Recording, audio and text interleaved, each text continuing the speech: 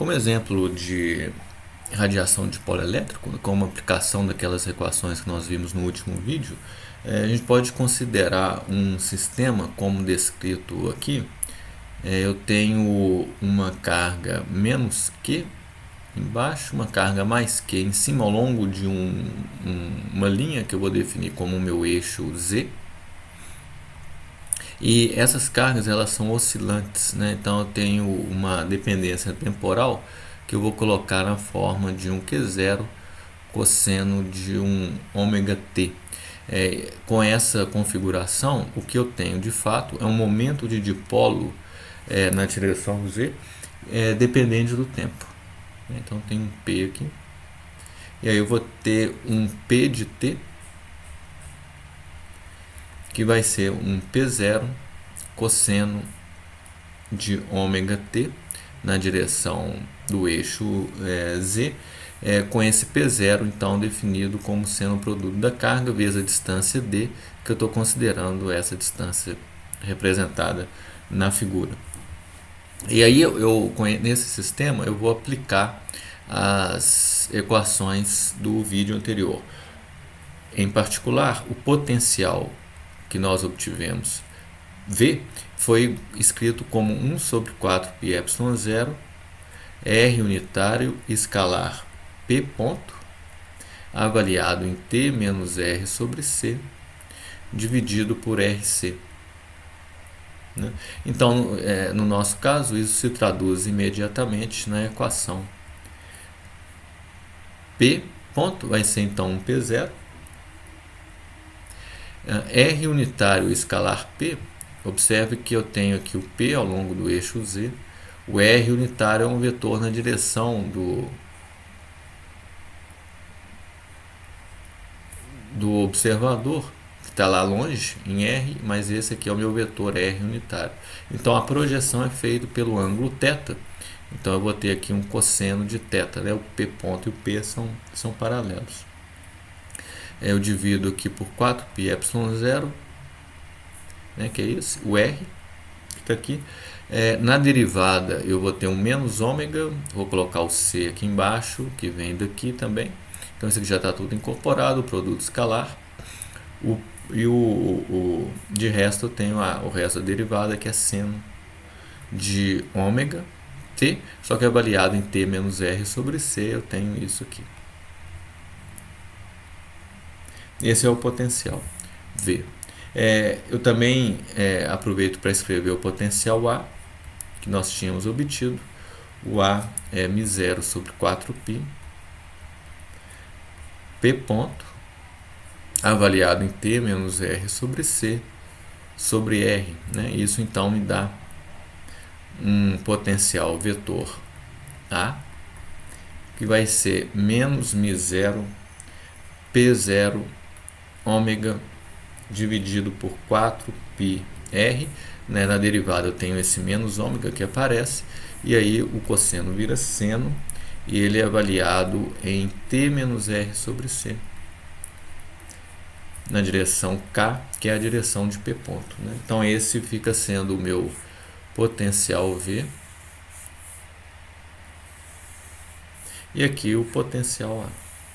Então, a aplicação das expressões, né, é imediata, e aí fica a questão, né, o que nós fazemos com isso. O que nós fazemos com isso é achar os campos. Então E é menos gradiente de V menos dA dt, B é rotacional de A. Com os campos eu posso achar depois o vetor de point.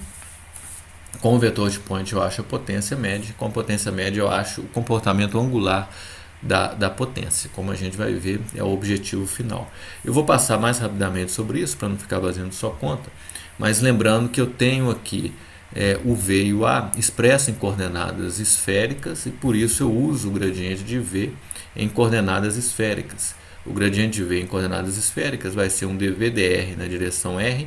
Observa que eu tenho que incorporar esse termo, uma vez que eu tenho dependência em R.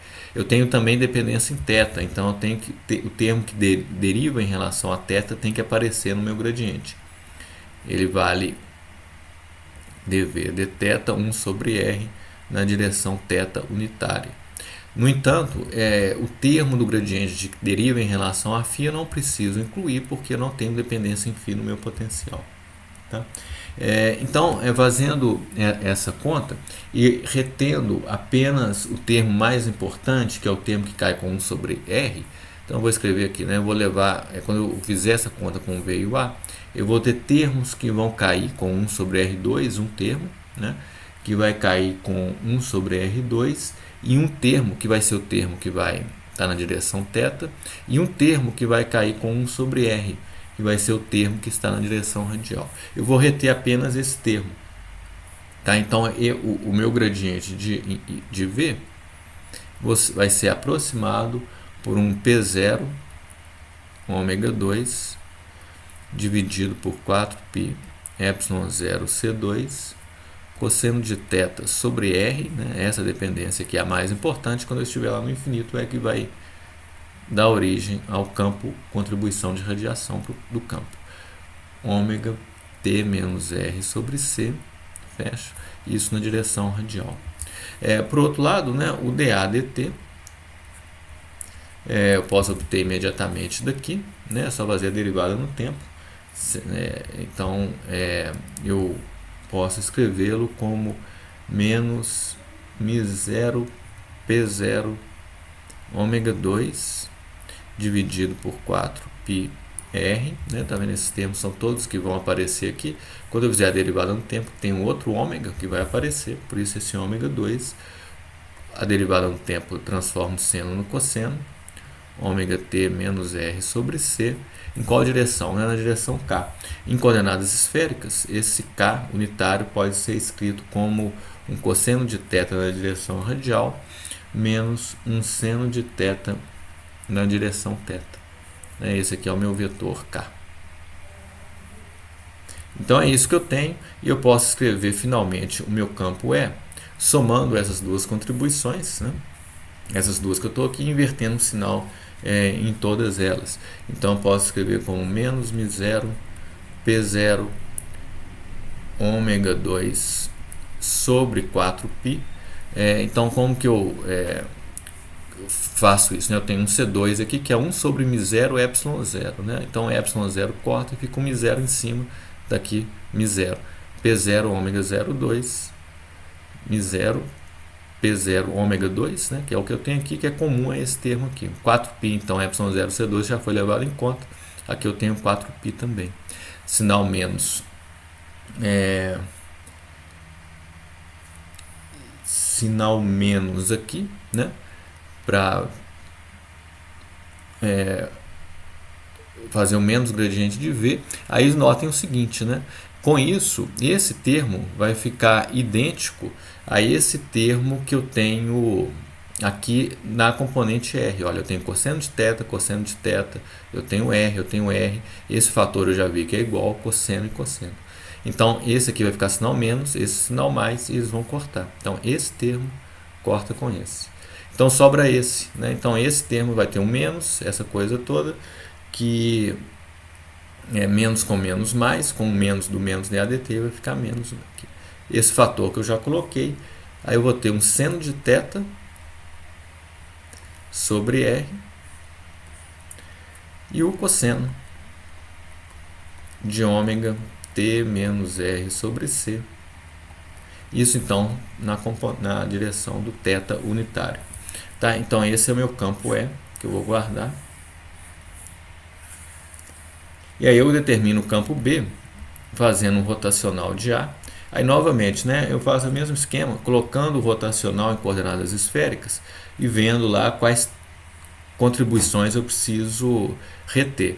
Né? O meu A depende de R e θ, então eu vou reter termos que têm a ver com componentes Aθ, né, porque ela existe, e componente AR, porque ela existe.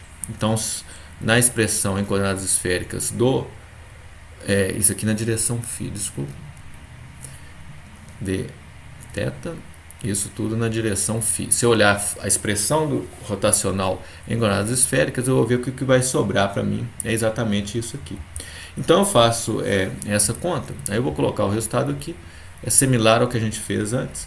retendo os termos mais importantes, etc. Isso vai dar menos μ0 P0 ômega 0,2 sobre 4 πc seno de θ sobre R cosseno de ômega T menos R sobre C na direção φ, e esse é o B